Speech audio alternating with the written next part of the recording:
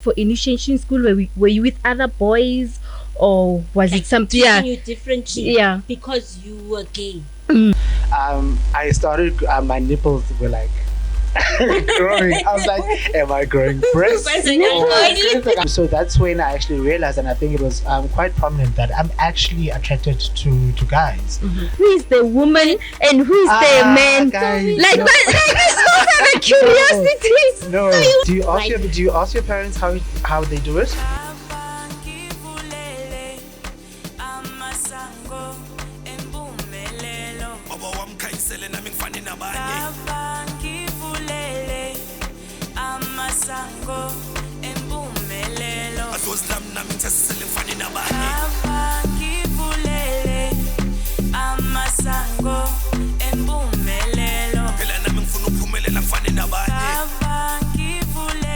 Hello everyone, welcome again to another exciting episode of Everything About Life. On YouTube, it's all about life, so don't be confused. Everything about life or all about life, it's the same thing. My name is Khatlisho, also known as KG, and please guys, we see your comment, we see that you're liking our videos, and thank you so much for that. Thank you so much for the engagement. And as usual, I've got my lovely co-host, my partner in crime, Lelo, over to you. Hi guys, welcome to our podcast. I'm so excited. Today is a very special podcast for me because I have my bestie Bongani. We used to work together. Wow, one shia. But we kept in contact, and so today we'll chat with him about sexuality, you know, how you identify with it, and if family there's injalo. So we'll dive into that with him. Thank you, Wangs, for honoring our invite. Hi guys, thank you so much for inviting me. I was actually so nervous. Don't But be. yeah, I think I've woosed a little bit, Yes. and looking forward to having that conversation with you guys. Nice. Yeah, so before we start, I just want to say, guys, today it's our 10th episode, so this is like a milestone. Yay, I am so excited, really. 10 episodes. I can't believe it, Lelo. We are doing this. It's a milestone. Yeah. Yes. So anyway, so let's just get over and start. We just with our podcast, the first thing we just want to do is get to know you. So we just want to know about you, where you're from, and then take it from there. Oh my gosh, this feels like an interview. Is it? All right. As it was mentioned earlier on, my name is Bongani. Mm-hmm. A lot of people know me by the name of Bonj, which is B-O-N-J. Not the artist, but B-O-N-J, which is basically from... It started off as Bon, which is B-O-N from Bongani, and my surname starts with a G. So it was Bon G. Oh, okay. And then it was shortened to Bornstein because of German exchange students. Mm-hmm. They used to call me Bornstein. And then from Bornstein it was Bon G, and then it was Bonj. Okay. Born in PE many years ago, but it's safe to say that I'm a quarter to 40 right now. Oh. I'm that old. You But don't yeah, look I that. feel Definitely. So, thank you so much. But I feel so fresh. I feel so blessed. Born in PE. Did my primary school in PE at a township school called Spencer Mabija. And then I think when I was about 12, my mom relocated back to her hometown, which is a small town in the Eastern Cape called Ngqushwa, which is Ipedi, where Chacha actually was acted at.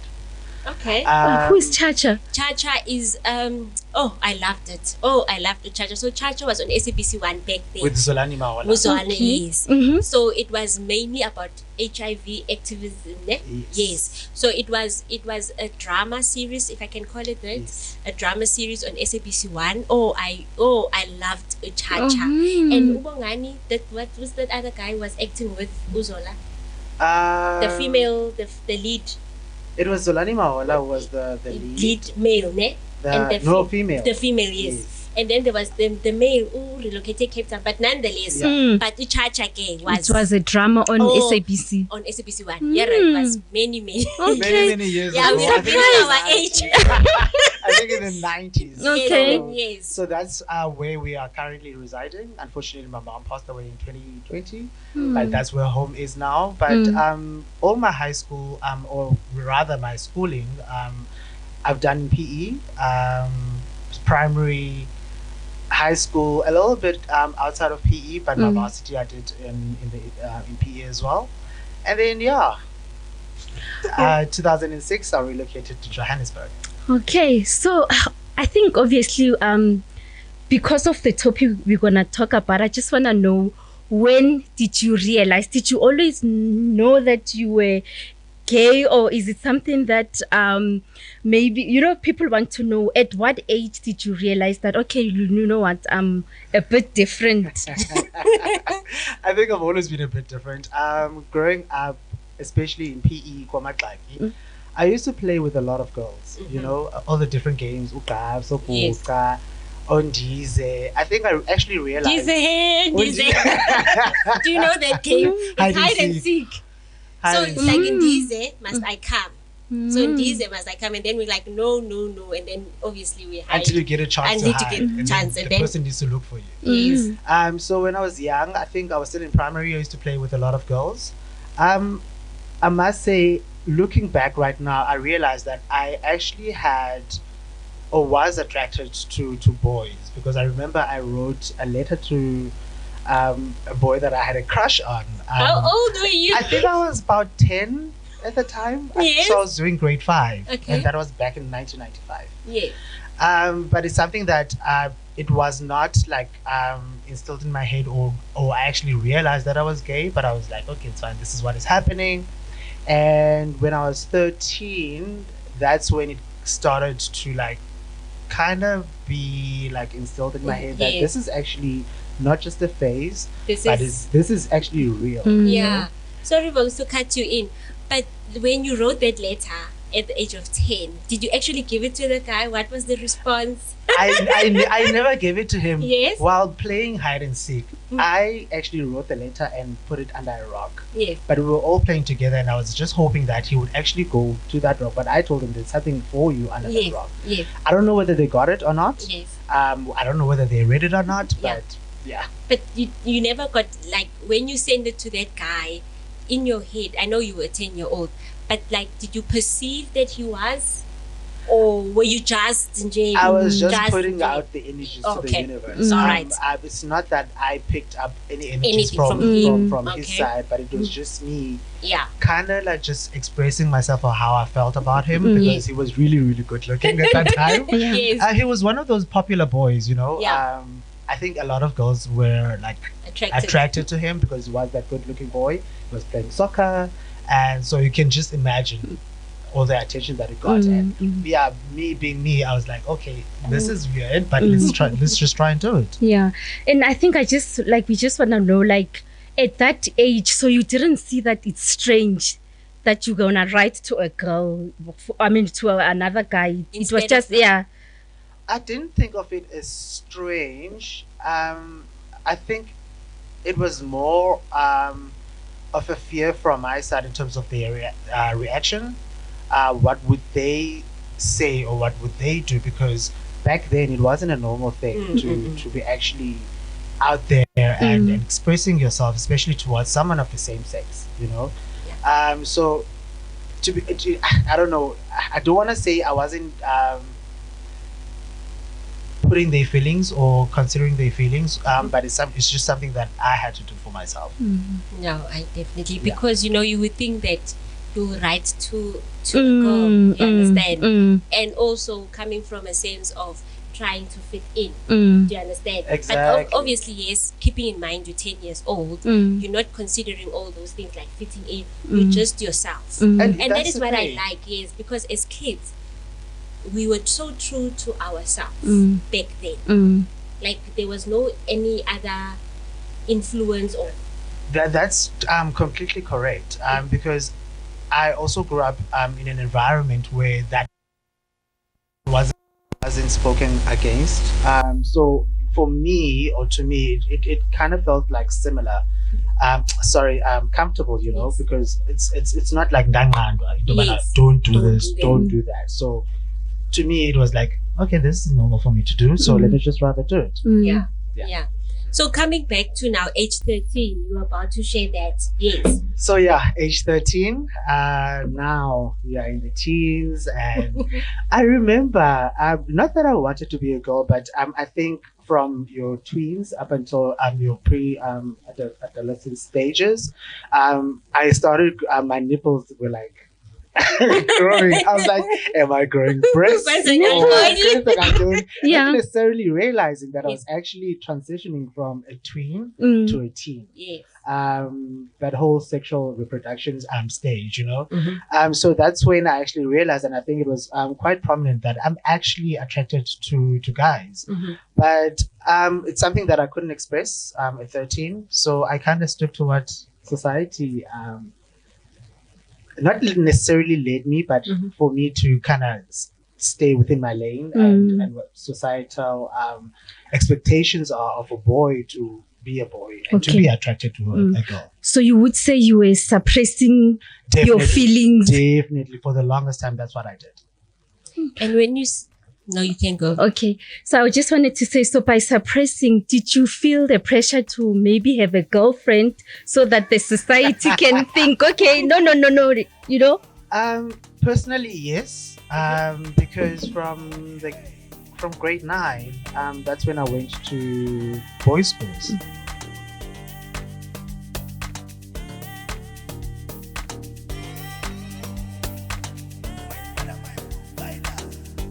So since you said you went to a boys' school, so were the boys was it not evident that you were gay? Or were they not seeing the signs that you were gay? I'm not one to speak on behalf of other people, right? But I do believe that they kind of picked it up because I was slightly different, but at the same time, yes, I was dating girls. And I think out of high school, there were kind of rumors because I was also like learning about myself and my sexuality. So I started experimenting. And yeah, there were rumors around town that, okay, this person might be gay because I was friends with a lot of girls at the time. So I do believe that they picked it up, but as much as I tried to suppress and hide, but it got to a point where I couldn't hide it anymore. So I'm interested dating girls. So how did it feel like dating a girl? It was for me. It was actually quite nerve-wracking because looking back again, I was one of those people that people looked at as this person that kind of dated like hot girls, or not necessarily it girls, but beautiful women, you know. So it was quite difficult to keep up. It was challenging because I don't know what they saw in me back in the day, because I really looked like a girl. Yes. You know, I had glasses on even back then. I had an afro, but it was pretty challenging for me internally. But I don't know, maybe I'm a good actor, or maybe I was a good actor. But yeah, it's something that was very, very tricky for me internally. And then with those relationship with the girls, you know, did you like feel, of course you were like nervous, right? But when it comes to like spending quality time, were you relaxed or able to do that? Yes, to be explicit. So did you have feelings for those girls? Yes. Let's not like I'll tell you one thing. I had genuine and honest feelings towards them. Okay. But I think I would get more nervous when it came to a part where we needed to be intimate. Yeah. Because back then, even with the people that I date right now, as comfortable as I am, I would want my partners to not necessarily be labeled as a partner, but they need to be my friend. So when it came to girls back then, yes, they were friends, but they were also my partner. But there was that box that I needed to check at the back of my mind so that they felt satisfied and in knowing that they had a boyfriend in me. So that's something that I kind of battled with as well. Would you say you are bisexual by some means? Because like I'll tell you why I'm asking this, because for me, if I had to, cause I'm straight, if I had to pretend to be in a relationship with a woman, I wouldn't like be attracted, or you know. That's a very interesting question because I wouldn't box myself or consider myself bisexual. I think growing up or where I am right now, I do realize that I am still like not sexually attracted to women, but I am attracted to everybody. Sexuality is fluid. It's something that I learned at a very late stage of my life. But yeah, it's So when you say like you attracted to women, are you both attracted like to males and females, or are you like I've always been attracted to guys, okay? right? Yeah. As much as I've been in relationship with girls before, but now and knowing who I am and knowing what I want, I know and I'm as that definitely I'm not bisexual. Okay. I am gay. Yes. But with women, it's that there's you know when you meet people, different energies that they give. So it's not necessarily if, for example, I'm attracted to you, but not necessarily in a sexual Okay. manner. So that's how I feel, and that's how things are right now. So you're telling me as a woman, if I had to take off all my clothes, you wouldn't even feel anything? Nothing would happen. It would feel like Nothing would happen because no, seriously, because I grew up from a home where my mom would walk around butt naked. My sister still does that even today. You know, my friends. I also do, my that friends around do the that. I house. don't know whether it's a Tosa thing Yeah, no, or a Tosa I woman think thing. it's a But Tosa thing. yeah, but like amongst your family, We even walk. my friends, Wow, right? that's walk very around, They strange. walk around. Some of them would feel so comfortable. Maybe it's because they know that I'm gay and they know that they won't put themselves in a position where they feel kind of uncomfortable around me because I've been experienced to that. So I really don't feel anything. Yeah. So when it came to coming out, if I would use such a word, like who did you tell that you were gay, or when was your, you know what, I'm The gonna, big cause you were like, I moment. was pretending to be dating girls. When was that, you know what, I'm tired. Whoever sees that I'm gay will see that I'm gay. So what happened was I dated a girl, I think back in 2005. And then we broke up, and then I moved to Johannesburg, Gauteng. And I was staying in Centurion at the time. And I dated a guy from Mamelodi, right? Out there. And I kind of felt comfortable, or starting to become comfortable with myself and actually knowing that actually, Bongani, you are gay, right? So my stepsister was like, this is what's going on. Yeah. I think she knew, right? And I think for me, coming out to family was a little bit tricky. So, but I had this big drama. I was like, okay, let me call my sister, let me call my mom. I invited them to Gauteng. And I was dating a guy at that moment. So when they came here, I'm like, guys, this is what I've called you here for. So this is what is happening. They were like, you called us here for that? For that? We've actually noticed that you've always been, but it's, you Oh know, my so word. my mom was actually so chilled about it. And I think when she was told that I'm gay and whatnot by one of my siblings, she was like, as long as it doesn't wear dresses, you know? So I think when that happened, I think it's always important. It was important for me that, okay, my family and my mom, first and foremost, and my sister, they kind of accepted me for who I am. And I think the next step now was to come out to my boys, the ones that I went to high school with. Back then, I think even now, I still consider him as a close friend. When I told him, he was like, no, dude, we've kind of always known. So no stress about it. So that made me feel like a whole lot of weight came off my shoulders. And I was like, I was able to wusa. And that, I think that's when now it started my journey to becoming more comfortable and learning more about my sexuality. That's when it started. Oh, nice. Yeah. And I think for me, what I like is the fact of acceptance, feeling that you are accepted by your family, by your friends, and that you can be comfortable, you know, because I can imagine how stressful, or how not even stressful, how hurtful it would be to be rejected. Rejection. Rejection. Because you've walked this journey, suppressing your feelings, trying to fit in, dating girls, knowing that something doesn't sit well. And then when you up the courage, to go like to your family, to your friends, and then to be rejected. Yeah. You understand? As if this is something you raised your hand up for when you were conceived. Say, hey, because it's who you are. It's who you are actually. Definitely, because I remember now you were saying that there was a time when I had to go to initiation school. Yeah. And I think because they kind of had at the back of their minds that, is this person gay? Is he going to be able to go through that? Apparently, I kind of shocked everybody. I kind of shocked everybody. They're like, oh, he went through it. He was able to do all of the stuff that was expected of him.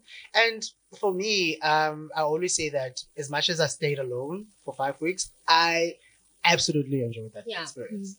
How was that experience? And I'm asking because, initiation schools. So I'm sure everyone knows, like, it's when in your culture you are sent to a mountain or to a school to become a man.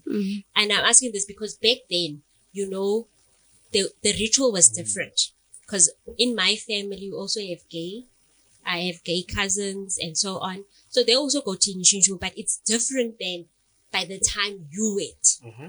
You understand? Because now there's a school, there's doctors, there's all of those things. It's not like hectic like before, like when my uncles went there, bahlala ezintenteni, but I stayed. But what were you guys eating for 7 days? Because for 7 days, and selling mans, you don't drink water. I don't think I'm at liberty to discuss that. Okay, so as gay as I am, I would love for people to learn more about that experience. As much as it was kind of shown in a movie in Leba. But I still don't feel comfortable talking about what exactly happens in there. But for me, yes, I stayed in the tent. Yes, I went for a week without water because of the process. But yes, even before I went in, I had to be checked by the doctors, which when I was like, my health is on point and I'll be able to handle everything. So for the initiation school, is it something that you do alone? Because I mentioned, is it where you are alone all the time? In a lot of different communities, you'd find that either between June or December, there's a collective of boys that would go all together, depending whether it's 5 or it's 10 or it's 100. For me, I went in my first year of varsity, and I decided to go in June. And a lot of people, I think around that time, they preferred to go around December. But I was happy. For me, that's when, because I'm such an introvert, and unfortunately, a lot of people think that I'm such an extrovert. I wouldn't have guessed. But it gave me, like, it was a time for me. I think I not necessarily reflect, but I started to learn more about myself, and I kind of treated the whole experience as like, I'm on Survivor. So I'll tell you why I'm asking, because I just want to get to a point where I understand. Like you said, you told some of your, like the boys, was there a point where people acted differently towards you because you were gay? Or maybe they'll say, no, we are fine, but obviously their actions were like, when I was at initiation school? Even in life, like, that's why I was asking for initiation school. Were you with other boys, or was it something treating you differently because you were gay? No, I was never treated differently. I think at the beginning of the whole process or initiation process, I think it kind of surprised them that I could take on, or for me to embark on this journey, and they thought that maybe I would seek assistance from other people from outside. But I was like, no, chill. I can do this, and I did it. So it wasn't a matter of them or me being treated differently because they thought I was gay. I think it was more of a concern or of a fear in terms of, will he be able to? So they were actually looking out for you, like they were concerned. I think just in general, when a child goes to initiation school, you actually worry because there are a lot of people boys that die during that process. So I don't think it was a matter of them wanting to treat me differently because of my sexuality or them thinking that, okay, maybe this person can't handle anything, but just as their child in general. Yeah. So you've never been okay, let's leave initiation school. You've never been rejected by people because you, yeah. Babes. It's a continuous battle. Yeah. There's rejection everywhere. Whether it's job, whether it's personal life, whether there's rejection everywhere. But how one takes that on is different from person to person. And I think for me, because I didn't go out there with the notion of looking out for those pointers or red flags, or if I'm going to be rejected, take it or you leave it. This is who I am, and let's go. Yeah. If you like me, you like me. I'll like you back. If you don't like me, doesn't mean that I'm not gonna like you. I'll still embrace you as a person, and then let's. So there's not one specific moment which like stays with you that you went through, or a specific word that one has used on you, that still like made you feel like, yo, yeah, now this it's hurtful. I think there are quite a number of them actually. You know, when you think a person is open and accepting of who you are, and then when you're comfortable with the person and you like chatting with the person, and then jiggy back jiggy, and then they think that you want them, but you're like, no, I don't want you. I'm just chatting to you as a person. I acknowledge you as a person. The one thing about me, I don't go out there and make even straight people feel uncomfortable about themselves. If they're comfortable with me, doesn't mean that they want me or they're interested in me. Let's just have human to human connection, you know, and those energies, and let's just see, not necessarily where things can go, but we are humans. Yes, and what I want to take on that is that share the misconceptions, like I think you just did now. The misconception that people have is that because you're gay and now you chat to a straight man, the misconception the straight man might have is that uyamfuna. Kanti not even about that. You're not even there. So there's that lot of misconception. So how did you deal with that? If you were in that situation where you feel that you are now point blank, say it out loud. And phone. And our conversation is not a matter of me hitting on you or anything, but we're just having this conversation. Yes. But sometimes even a GKE conversation now, because they get to a point where maybe they feel comfortable and they want to kind of explore more about what you've been through and whatnot. And like I mentioned earlier on, sexuality is fluid these days. There's a lot of people that actually want to try different things. But I'm always that person, if you find yourself in that position, okay, fine, let's say you want to sleep with me because you want to try it out. No. You're not a guinea pig. No, not a guinea pig, no. Yeah. Talking about that, now when it comes like to intimacy, you being gay with a gay person, are you open like to share like the intimacy part of it, KG? It's getting juicy. That's why I'm smiling. That's why you're smiling. But like, because in our minds, or people maybe who's watching is like, they want to know how you do it. Yes, because when it's male and female, people, you sort of like think how intimacy would go about. Do you ask your parents how they do it? No, we would not ask our parents because it's not a conversation you would have with your parents. No, the thing is, yes, but like, I get what you're saying, because like when you are like, when two people are males, who is the woman and who is the man? Guys, like no. this was a curiosity. No. So you would I was asking, do you ask your parents how they do it? You don't. So I really believe that, and I'm not a person that kind of shares that information, because it for me it's also something that not necessarily I discover there, but because you get attracted to a person based on their personality, based on the energy.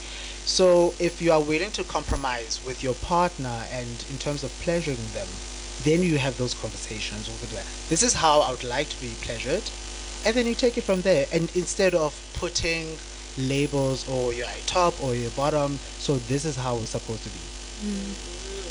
Understandably so it's just a matter of how you, as any couple, just like as I would feel like this is how I would want to be pleasured, is the same as Same. as Exact same. exact same thing. Yes. Okay. And then, Bongs, please share, like, in the workplace, like showing up as you owning your sexuality, like any challenges you faced in the workplace, and also like in how has the workplace and the society, like the LGBTQ, how is that open a space for you in the workplace to show up as you and be productive? Ooh. That is a question, eh? Where do I even begin? I think I'd like to put out a disclaimer that I'm not an expert in the subject, but I'm going to just going to share my experience. For me, I am an introvert, so whenever I go out into a workspace, I kind of assess the energy, and I don't necessarily go out at, like, first and foremost and say, "Oh, hey, I'm gay." I'm putting my foot forward first in terms of my skills and what I can contribute. Whether you pick that up during the interview process or later on, that's fine. There is that conception, or back then, I would like to believe that gay people do work hard, and we do, guys, we do. But there's also that misconception that we are the life of the party. We are just normal people that go through the exact same emotions as everybody. Yes, we do try and bring out that energy, that positive energy, and that vibe in terms of the work. You want to feel comfortable. You want to inspire, especially when you work with other teams and other colleagues, to inspire that collaborative effort in terms of inspiring ideas. Because at the end of the day, it's not just about you, but it's just about the entire vision or the goal for the client, or ultimately the company. So yeah, it's a thing for me that, yeah, I don't put that forward at first, but if you do ask me, I'm not gonna deny it. But I do want to acknowledge companies, organizations like or festivals like the Queertopia or the Feathers that actually promote and want to advocate for inclusivity, acceptance, and be part of not just within the queer community, but to be accepted and be like a global citizen as well. I think it's very informative, because it's about the mind, it's not about yes, who you are. And in terms of religion, in terms of your religion, what is your religion, or who you believe in, and tapping into that space, how was your sexuality then received within your religion or what you believe in? Okay, I grew up going to Methodist church. My dad is also, I would say, like a person of the faith-based, yes. Presbyterian. I think later on I started learning about myself. I kind of started to learn about Isintu and Ubuntu, and Isintu as a tradition, and it's something that I'm actually interested in even right now. I think I've been fortunate in a sense that because I was accepted by my family and my close friends first, so it hasn't, when it comes to church or tradition and whatnot, I know my role within tradition and I do that. And like I said earlier on, when I come into a workspace, I don't put my foot forward first as a gay person. I am a person, first and foremost. I recognize myself as a man. So when it comes to tradition, I know exactly what needs to be done by indoda. Okay. So I do that. When it comes to church, I know exactly what I need to do. Yeah. Okay. Yeah, cause like it's I'm always wondering, should I ask this No, or not? Because you know what they'll say. People will say, okay, especially religion-wise, God didn't create Adam and Adam, or when God Adam and created Steve. Adam and Adam and Steve, Steve. well, God created Adam and Eve. So, have you experienced that, especially religion-wise, where people have said that, and how do you feel about that? I haven't. I think because your dad is a haven't. bishop, so they were afraid to come for you. Not necessarily even, you know. I do believe in the higher power, Kamata, God, our ancestors. I just leave everything to the universe and how they treat me. I not necessarily that if they hate me, I'm gonna hate them back, but karma will always come knocking on your door. You know. Yeah. So it's that I don't want to prove a point. Accept me for who I am, and then Yeah. we'll go So I think let's go back to. Have you ever felt like you couldn't get a certain position at work because you were gay? Never. No, never. Never, shame. And no, never. I've had bosses that are within the community, and I really commend them in terms of, I think they could not necessarily pick up on my personal, I'm going to put this in inverted commas, struggles in terms of coming out or being part of the community, but they embrace my skills and whatnot. But there's always that element, Yahudi. Yes, I recognize this, but now your personal life is but what are you doing? How are you involved in stuff? Yes. Which unfortunately for me, I haven't been a huge part of the community, but I would love to. You love to. I would love to. And then, so what I wanted to ask, so it's just now gone out of my mind. But what I wanted to ask is that, could it not be like the space that you work in, like for someone who's listening out there, because maybe share where you work and what you do, because I think like coming from a creative side, because I know our jobs and what we do, I think KG that plays a role because of the work sector. No, someone that's working maybe mining, you know, to another sector that Bongani is not working at. Do you understand that can face those challenges in the workplace? So maybe share your work, what you do, and because I think it does play, in my mind, 100%. it does play a role in the agency. 100%, I agree. To be honest, I don't think it's actually like a sexual identity kind of role that plays a part in contributing towards the workspace, but the person themselves as an individual and what their capabilities are. I think one of the misconceptions about being a gay person is that, oh, you must be creative. But like I said earlier on, I'm an introvert. As much as people may think, yes, I'm a big thinker, right? So I'd rather be behind the scenes, come up with the big ideas and whatnot, but don't put me in front of the camera. But you are in a creative space. I am in a creative okay, space. Please share more about that, like your work, what is. So the thing is, PR is very vast. The PR and communication space is very vast. So, and you have to be a person that kind of adapts to a lot of different sectors. I've done retail, I've done fashion, I've done entertainment and lifestyle, in the music and film industry. Right now I'm in corporate comms. So, but you have to be that person that kind of adapts. And I think for me, it has allowed me to bring like that creative energy in inverted commas, rather spaces or corporate where they think that it's boring, but that creative element also brings excitement into the brand, and so that people kind of engage with the brand and wanted to learn more about it. Yeah.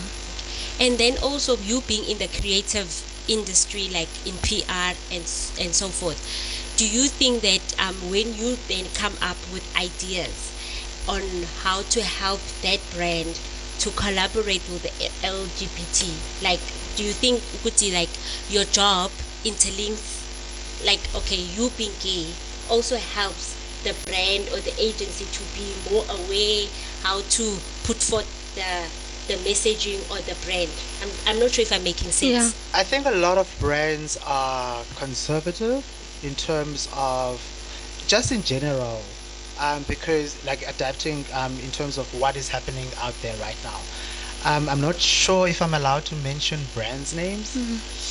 And so, yeah, as long There's as a, co- it's there's, a, co- positive. there's a condom brand Okay. basically that just put out like they had a campaign Yes. around safe sex and Yes, whatnot, yes. and for them to actually tap into our community, Yes. where you end up having someone who's like a trans on the cover of Glamour magazine, you know. So I'm like, you know, and I'm thinking that it's not necessarily, maybe it could be someone who's within the community that actually kind of try and push that boundary. But I was like, kudos. I was like, kudos. Yeah. Because I really think that you being in that space, that little that input that you have, it brings that awareness, and then all the little Bonganis out there, can see, and it can open up for them. I mean, Somizi does that so brilliantly, and I mean, like, it's so relatable to our gogos, to our abomkhulu, yeah, understand that. And I think what he's done, not just him, but a lot of other people in the background as well, in terms of doing community outreach and educating people in terms of our community, has been impeccable. Yeah. I think, and each and every person or young person has not necessarily access, but yeah, access to someone who may be in the community, either through family or a family friend, or it's that's, I wish I was that person who had the opportunity of having that. I think there was a person, but they were also in a position not necessarily of not feeling comfortable about themselves and around their sexuality. So it was quite hard for me to reach out to them. But I mean, right now there are so many platforms, there are so many organizations that kind of deal and handle and educate people around sexuality, mental wellness. I think, yeah, people have, like, we live in a digital age right now. So like a research, okay, you don't feel comfortable speaking to KJ or Lelo, Google. You've got your phone. If you can go on TikTok, you can go Google. This is what I'm dealing with. I mean, there's ChatGPT. This is what I'm dealing with. Who do I chat with? You'll get options, and then you can take it from there. Yeah. Thanks, Yeah. boss. Thank you so Yeah, much. interesting. So much. Yeah, so I maybe you can correct me if I'm wrong, but the way I understood you, how you managed to sort of like maneuver around the situation is that you didn't say, okay, this is Bongani, he's gay. This is a person, this is a male. First, then For the me. male. Yeah. For me. That's how I see it. For me. And I actually like the fact that even other agencies, I think I'm one of the people, other agencies will be like, okay, it's fine. Bongani like what? He, she, him, them. I removed that because I didn't want to box myself, and I didn't want other people to put me in a box in terms of my pronouns. But other people do prefer certain pronouns, and I'm really, really acceptable that. So yeah, I put myself as a person first rather than focusing on my sexual orientation or gender or preference.